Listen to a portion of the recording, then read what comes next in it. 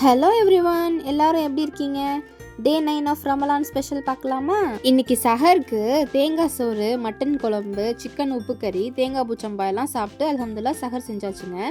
இன்னைக்கு ஒரு குட்டி ஹதீஸ் பார்க்கலாமா?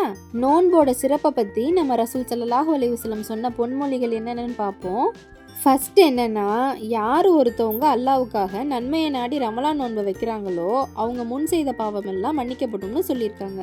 ரெண்டாவது என்னென்னா, நார்மலாக நம்ம நோன்பு வைக்கும் போது நம்ம வாயிலிருந்து கெட்ட வாடை அடிக்கும்ல, அந்த ஸ்மெல் நமக்கு தான் ஒரு மாதிரி இருக்கும். ஆனால் அல்லாவிடத்தில் கஸ்தூரியின் நறுமணத்தை விட ரொம்ப வாசமுள்ளதாக இருக்கும்னு சொல்லியிருக்காங்க. மூணாவது என்னென்னா, மறுமையில் அரிசின் நிழலுக்கு கீழே நோன்பாளிகள் எல்லாம் விருப்பு விரித்து உட்காந்து சாப்பிட்டுட்டு இருப்பாங்களாம். ஆனால் மற்றவங்களெல்லாம் அல்லாவோட கேள்வி கணக்கில் மாட்டி முழிச்சிட்டு இருப்பாங்களாம். அப்போ இவங்கெல்லாம் சொல்லுவாங்களாம், பாருங்க நம்ம மட்டும் இந்த கேள்வி கணக்கில் மாட்டி கஷ்டப்பட்டுட்டு இருக்கோம், அவங்கெல்லாம் நல்லா சாப்பிட்டுட்டு இருக்காங்கன்னு.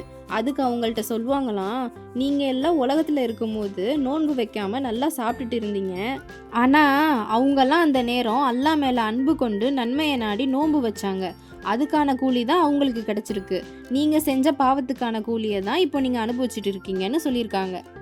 அதனால் நோன்பு வைக்க முடிஞ்சும் நோன்பு வைக்காமல் இருக்கவங்கெல்லாம் அல்லாவுக்கு அஞ்சிக்கோங்க. மீதியை நாளைக்கு பார்ப்போம். சரி, இன்னைக்கு நம்ம வீட்டில் இஃப்தாருக்கு என்ன ஸ்பெஷல்னா, நோன்பு கஞ்சி, சர்பத், ரோஸ் மில்க், இனிப்பு சுவியும் அப்புறம் கார சுவியும் வித் தக்காளி சட்னி. இதோட ரெசிபி வீடியோவை கூடிய சீக்கிரம் அப்லோட் பண்ணுறோம், மறக்காமல் செக் பண்ணி பாருங்கள். உங்கள் வீட்டில் இன்னைக்கு என்ன இஃப்தார் ஸ்பெஷல்னு மறக்காமல் கமெண்ட்ஸில் சொல்லுங்கள். ஓகேங்க, நான் வேறு ஒரு வீடியோவில் பார்க்குறேன். பாய்.